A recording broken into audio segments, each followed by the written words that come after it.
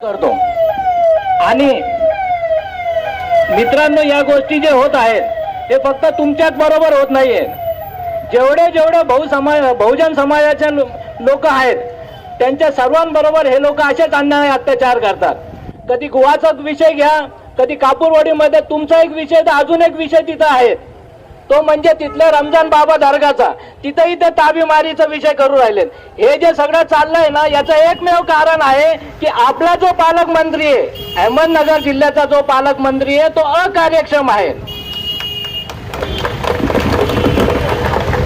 जर पालकमंत्री व्यवस्थित असता तर तो कोणावरही अन्याय अत्याचार होऊ दिला नसता। परंतु मागील 3-4 वर्षापासून जेव्हापासून हे पालकमंत्री झाले तेव्हापासून एकच विषय चालू आहे।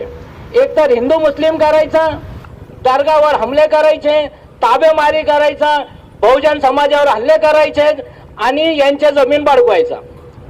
पोलीस प्रशासनाचा आज मी